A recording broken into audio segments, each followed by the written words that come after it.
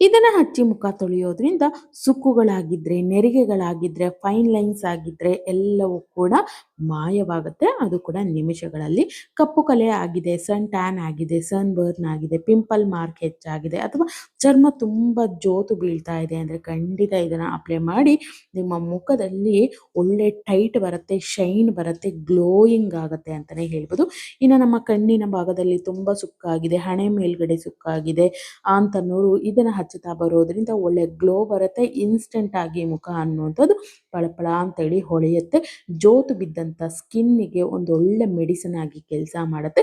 ನಮ್ಮ ಚರ್ಮ ಟೈಟ್ ಆಗುತ್ತೆ, ಲೈಟ್ ಆಗುತ್ತೆ, ಸುಕ್ಕುಗಳು ಕಡಿಮೆ ಆಗಿ ಒಂದು ಒಳ್ಳೆ ಹೊಳಪು ಬರುತ್ತೆ. ಮುಖ ಯಂಗ್ ಆಗಿ ಕಾಣಲಿಕ್ಕೆ ಇವತ್ತಿನ ರೆಮಿಡಿ ತುಂಬಾನೇ ಹೆಲ್ಪ್ ಆಗುತ್ತೆ. ಯಾವ ರೀತಿ ಮಾಡ್ಕೊಳ್ಳೋದು, ಯಾವ ರೀತಿ ಅಪ್ಲೈ ಮಾಡ್ಕೊಳ್ಳೋದು ಅಂತ ಹೇಳಿ ನೋಡ್ಕೊಳ್ಳೋಣ. ಇದನ್ನು ಮಾಡೋದಕ್ಕೆ ಸಿಕ್ಕಾಪಟ್ಟೆ ಖರ್ಚಾಗತ್ತೆ ಅನ್ನೋಂಗಿಲ್ಲ, ಅಥವಾ ಹೊರಗಡೆ ಹೋಗಿ ನಾವೆಲ್ಲ ಪದಾರ್ಥಗಳನ್ನು ತರಬೇಕು ಅಂತ ಏನಿಲ್ಲ. ಮನೆಯಲ್ಲೇ ಸಿಗುವಂಥ ಪದಾರ್ಥಗಳು ಸಾಕು ನಮ್ಮ ಸ್ಕಿನ್ನನ್ನು ಲೈಟ್ ಮಾಡಲಿಕ್ಕೆ, ಟೈಟ್ ಮಾಡಲಿಕ್ಕೆ, ಒಳ್ಳೆ ಯಂಗ್ ಆಗಲಿಕ್ಕೆ, ನಮ್ಮ ಮುಖ ಚರ್ಮ ಏನು ಸುಕ್ಕುಗಟ್ಟಿರುತ್ತೆ ಅದು ಸರಿ ಮಾಡ್ಕೊಳ್ಳೋದಕ್ಕೆ ಸೂಪರಾಗಿ ವರ್ಕ್ ಆಗುವಂಥದ್ದು. ಅದು ನಮ್ಮ ಅಡುಗೆ ಮನೆಯಲ್ಲೇ ಸಿಗುವಂಥ ಪದಾರ್ಥ, ಅದುವೇ ಬೆಳ್ಳುಳ್ಳಿ ಸಿಪ್ಪೆ ಅಂತಲೇ ಹೇಳ್ಬೋದು. ನಾವು ಸಾಮಾನ್ಯವಾಗಿ ಏನು ಮಾಡ್ತೀವಿ, ಬೆಳ್ಳುಳ್ಳಿಗಳನ್ನು ಬಿಡಿಸ್ಕೊಳ್ತೀವಿ, ಸಿಪ್ಪೆನ ಬಿಸಾಕ್ಬಿಡ್ತೀವಿ. ಆದರೆ ಆ ರೀತಿ ಮಾಡುವಂಥ ಅಗತ್ಯ ಇಲ್ಲ. ನಾನಂತೂ ಬೆಳ್ಳುಳ್ಳಿ ಸಿಪ್ಪೆನ ಈ ರೀತಿ ತೆಗೆದಿರೋ ಅಂಥದ್ದನ್ನು ಸ್ಟೋರ್ ಮಾಡಿ ಇಟ್ಕೊಳ್ತೀನಿ. ಈ ರೀತಿ ರೆಮಿಡಿಗಳನ್ನು ಮಾಡ್ಕೊಳ್ಳೋದಕ್ಕೆ ಯೂಸ್ ಆಗುತ್ತೆ ಅಂಥೇಳಿ ಸಾಕಷ್ಟು ಕವರಲ್ಲಿ ಹಾಕ್ಬಿಟ್ಟು ಹಾಗೇನೆ ಎತ್ತಿಟ್ಕೊಂಡಿರ್ತೀನಿ. ನಾನು ನೋಡ್ಬೋದು ಒಂದು 2 ಹಿಡಿ ಆಗುವಷ್ಟು ಒಂದು ಏನು ಬೆಳ್ಳುಳ್ಳಿ ಸಿಪ್ಪೆ ಇತ್ತು ಅದನ್ನು ನಾನು ಸ್ಟೋರ್ ಮಾಡಿ ಇಟ್ಕೊಂಡಿದ್ದೆ. ಇದನ್ನು ನಾನಿಲ್ಲಿ ಇವತ್ತು ರೆಮಿಡಿ ಮಾಡಲಿಕ್ಕೆ ಬಳಸ್ತಾ ಇದ್ದೀನಿ. ಹಾಗೆ ನೀವು ಕೂಡ ಬಿಸಾಕೋದ್ರ ಬದಲು ಅದನ್ನ ಸ್ಟೋರ್ ಮಾಡಿಕೊಂಡ್ರೆ ತುಂಬಾ ಯೂಸ್ ಆಗುತ್ತೆ, ಹೆಲ್ಪ್ ಆಗುತ್ತೆ. ಅದರಲ್ಲೂ ಚರ್ಮ ಯಂಗ್ ಆಗಲಿಕ್ಕೆ ಇದು ಸೂಪರ್ ಆಗಿ ಕೆಲಸ ಮಾಡುತ್ತೆ ಅಂದರೆ ನೀವು ನಂಬ್ತೀರಾ? ಖಂಡಿತ ಹೌದು ಸ್ನೇಹಿತರೆ. ಅಷ್ಟು ಒಂದು ಒಳ್ಳೆಯ ಒಂದು ಮೆಡಿಸಿನಲ್ ವ್ಯಾಲ್ಯೂಸ್ ಇರುವಂಥ ಒಂದು ಪದಾರ್ಥ ಅಂದರೆ ಅದು ಬೆಳ್ಳುಳ್ಳಿ ಸಿಪ್ಪೆ. ಅದನ್ನು ಬಿಸಾಕೋದ್ರ ಬದಲು ಈ ರೀತಿ ಮನೆ ಮದ್ದಿಗೆ ಬಳಸ್ಕೊಳ್ಬೋದು. ಅದನ್ನು ನಾನು ಒಂದು ಮಿಕ್ಸಿ ಜಾರಿಗೆ ಹಾಕ್ಬಿಟ್ಟು ಈ ರೀತಿಯಾಗಿ ಸಣ್ಣದಾಗಿ ಪೌಡರ್ ರೀತಿ ಮಾಡ್ಕೊಂಡಿದ್ದೀನಿ. ಸ್ವಲ್ಪ ದಿನ ಸ್ಟೋರ್ ಮಾಡಿ ಜಾಸ್ತಿ ಪ್ರಮಾಣದಲ್ಲಿ ಇಟ್ಕೊಂಡ್ರೆ ನಿಮಗೆ ಜಾಸ್ತಿ ಪೌಡರ್ ಅನ್ನುವಂಥ ಸಿಗುತ್ತೆ. ನೋಡಿ ಈ ರೀತಿ ಪೌಡರ್ ರೀತಿ ಮಾಡ್ಕೊಳ್ಬೇಕು. ನೈಸಾಗಿ ಎಷ್ಟು ಸಾಧ್ಯನೋ ಅಷ್ಟು ನೈಸಾಗಿ ಇದನ್ನು ಪೌಡರ್ ರೀತಿ ಮಾಡ್ಕೊಳ್ಳಿ. ಈ ರೀತಿ ಮಾಡ್ಕೊಂಡಿರುವಂಥ ಮಿಶ್ರಣ ಏನಿರುತ್ತೆ ಅದು ತರಿ ಭಾಗ ಇರುತ್ತಲ್ಲ ಅದನ್ನೆಲ್ಲ ನಾನಲ್ಲಿ ಸಪ್ರೇಟ್ ಮಾಡ್ಕೊಳ್ತೀನಿ. ಖಂಡಿತ ಇದನ್ನು ಅಪ್ಲೈ ಮಾಡೋದ್ರಿಂದ ಒಳ್ಳೆ ಯಂಗ್ ಆಗುತ್ತೆ, ನಮ್ಮ ಸ್ಕಿನ್ನು ಲೈಟ್ ಆಗುತ್ತೆ. ಚರ್ಮ ಏನು ಜೋತು ಬಿದ್ದಿರುತ್ತೆ, ಸುಕ್ಕು ನೆರಿಗೆಗಳು ಹೆಚ್ಚಾಗ್ತಾ ಇರುತ್ತೆ, ಅದೆಲ್ಲ ಕ್ರಮೇಣವಾಗಿ ನಮ್ಮ ಸ್ಕಿನ್ನು ಟೈಟ್ ಆಗುತ್ತೆ. ಒಳ್ಳೆ ಗ್ಲೋ ಅನ್ನುವಂಥದ್ದು 100% ಆಗಿ ಬರಲಿಕ್ಕೆ ಹೆಲ್ಪ್ ಆಗುತ್ತೆ.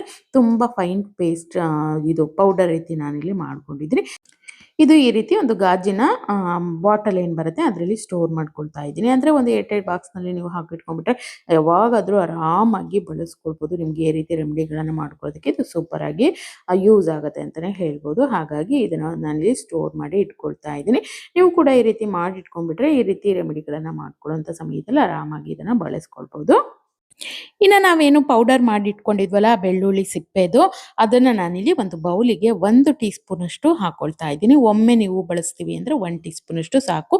ಆ ನಂತರ 1 ಟೀ ಸ್ಪೂನ್ ಆಗುವಷ್ಟು ನಾನು ಕಡಲೆ ಹಿಟ್ಟನ್ನು ಕೂಡ ಹಾಕೊಳ್ತಾ ಇದ್ದೀನಿ.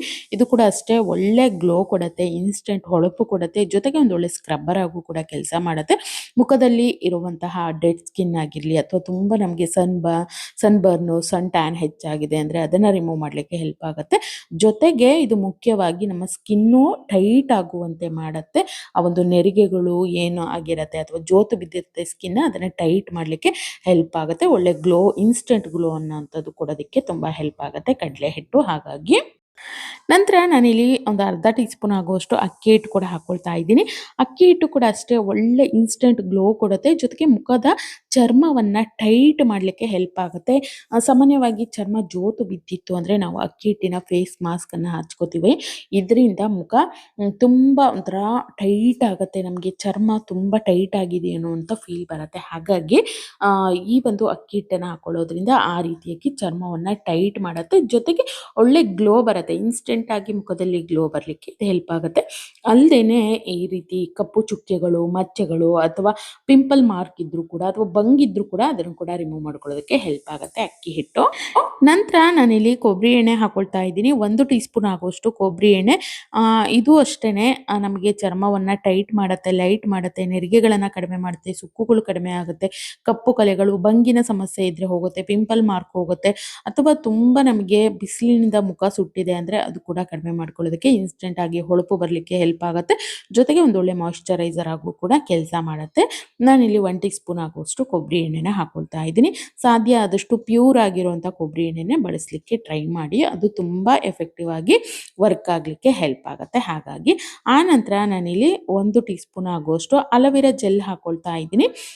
ಅಲೋವೆರಾ ಜೆಲ್ಲು ನೀವು ಫ್ರೆಶ್ ಆಗಿ ಸಿಗುವಂಥ ಅಲೋವೆರಾ ಜೆಲ್ ಇದೆ ಅಂದರೆ ಅದನ್ನಾದರೂ ಬಳಸ್ಕೊಳ್ಬೋದು.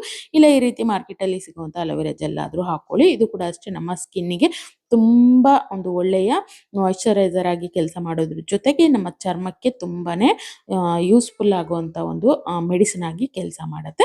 ಆನಂತರ ನಾನಿಲ್ಲಿ ಒಂದು ಅರ್ಧ ಟೀ ಸ್ಪೂನ್ ಆಗುವಷ್ಟು ಫೇಸ್ ವಾಶನ್ನು ಹಾಕೊಳ್ತಾ ಇದ್ದೀನಿ.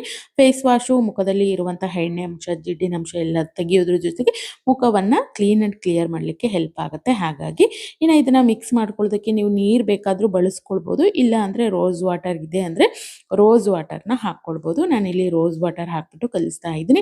ಇಲ್ಲ ಅಂದರೆ ಏನೂ ತೊಂದರೆ ಇಲ್ಲ. ನೀವು ಬೇಕಿತ್ತು ಅಂದರೆ ನೀರನ್ನು ಹಾಕಿ ಕಲಿಸ್ಕೊಳ್ಬೋದು. ಇಲ್ಲ ಅಂದರೆ ಹಾಕ್ಕೊಳ್ಳಿ. ರೋಸ್ ವಾಟರ್ ಹಾಕೋದ್ರಿಂದನೂ ಕೂಡ ಮುಖ ಕ್ಲೀನ್ ಆ್ಯಂಡ್ ಕ್ಲಿಯರ್ ಆಗುತ್ತೆ. ಇನ್ಸ್ಟೆಂಟ್ ಹೊಳಪು ಬರುತ್ತೆ. ಒಂದು ಒಳ್ಳೆ ಬ್ರೈಟ್ನೆಸ್ ಅನ್ನುವಂಥದ್ದು ಮುಖದಲ್ಲಿ ಬರಲಿಕ್ಕೆ ತುಂಬಾ ವಿಪರೀತವಾಗಿ ಹೆಲ್ಪ್ ಆಗುತ್ತೆ ಅಂತಲೇ ಹೇಳ್ಬೋದು. ಇಷ್ಟು ಪದಾರ್ಥಗಳನ್ನು ಹಾಕಾದ್ಮೇಲೆ ಚೆನ್ನಾಗಿ ಮಿಕ್ಸ್ ಮಾಡ್ಕೊಳ್ಬೇಕು. ಈ ಎಲ್ಲ ಪದಾರ್ಥಗಳು ಕೂಡ ಅಷ್ಟೇ ಮುಖದಲ್ಲಿ ಇರುವಂತಹ ಮುಖ್ಯವಾಗಿ ರಿಂಕಲ್ಸನ್ನು ಕಡಿಮೆ ಮಾಡಲಿಕ್ಕೆ, ನೆರಿಗೆಗಳು ಸುಕ್ಕುಗಟ್ಟಿರುವಂಥ ಮುಖವನ್ನು ಟೈಟ್ ಮಾಡಲಿಕ್ಕೆ, ಲೈಟ್ ಮಾಡಲಿಕ್ಕೆ ತುಂಬಾ ಹೆಲ್ಪ್ ಆಗುತ್ತೆ. ಇದನ್ನು ಹಚ್ಚಿ ಮುಖ ತೊಳಿತಾ ಬನ್ನಿ, ನಿಮ್ಮ ಮುಖ ಬ್ರೈಟ್ ಆಗುತ್ತೆ. ಒಳ್ಳೆ ಗ್ಲೋ ಅನ್ನೋವಂಥದ್ದು ಮುಖದಲ್ಲಿ ಬರಲಿಕ್ಕೆ ಹೆಲ್ಪ್ ಆಗುತ್ತೆ. ಹಾಗಾಗಿ ಇದನ್ನು ನೀವು ಇಡೀ ಮುಖಕ್ಕೆ ಹಚ್ಕೊಳ್ಬೋದು, ಕತ್ತಿನ ಭಾಗಕ್ಕೆ ಹಚ್ಕೊಳ್ಬೋದು, ಕೈ ಕಾಲಿಗಳಿಗೆ ಹಚ್ಕೊಳ್ಬೋದು. ತುಂಬ ಒಂದು ಒಳ್ಳೆ ಗ್ಲೋ ಅನ್ನೋವಂಥದ್ದು ಮುಖದಲ್ಲಿ ಬರುತ್ತೆ. ಅಲ್ಲದೆ ತುಂಬ ನಮಗೆ ಚರ್ಮ ಹಾಗೆಯೇ ಜೋತು ಬಿದ್ದಿದೆ, ನಿರ್ಜೀವ ಆಗಿದೆ, ಏನು ಸತ್ವನೇ ಇಲ್ಲಪ್ಪ ನಮ್ಮ ಮುಖದಲ್ಲಿ, ತುಂಬ ಒಂಥರ ಕಳೆ ಭರಿತವಾಗಿದೆ, ಎಷ್ಟೇ ನಾವು ಫೇಸ್ ವಾಶು ಏನೇ ಹಾಕಿ ನಾವು ತೊಳೆದ್ರು ಕೂಡ, ಸೋಪ್ ಹಾಕಿ ತೊಳೆದ್ರು ಕೂಡ ಆ ಗ್ಲೋ ಬರ್ತಾ ಇಲ್ಲ ಅಂದರೆ ಖಂಡಿತ ಇದನ್ನು ಮಾಡಿ ನೋಡಿ. ಇನ್ಸ್ಟೆಂಟಾಗಿ ನಿಮಗೆ ಗ್ಲೋ ಅನ್ನುವಂಥದ್ದು ಬರುತ್ತೆ, ಬ್ರೈಟ್ ಆಗುತ್ತೆ. ಜೊತೆಗೆ ಆ ಒಂದು ಮುಖದಲ್ಲಿ ಕಳೆ ಅನ್ನುವಂಥದ್ದು ಹಾಗೇ ಕಾಣ್ತಾ ಇರುತ್ತೆ. ಖಂಡಿತ ಇದನ್ನು ನೀವು ಟ್ರೈ ಮಾಡಿ ನೋಡಲೇಬೇಕು. ನೋಡಿ ಈ ರೀತಿ ಚೆನ್ನಾಗಿ ಹಾಕ್ಬಿಟ್ಟು ಮಸಾಜ್ ರೀತಿ ಮಾಡ್ಕೊಳ್ಬೇಕು. ಹಾಗಂತೇಳಿ ರಪ ರಪ ರಪರ ಅಂತ ಉಜ್ಜಬಾರದು.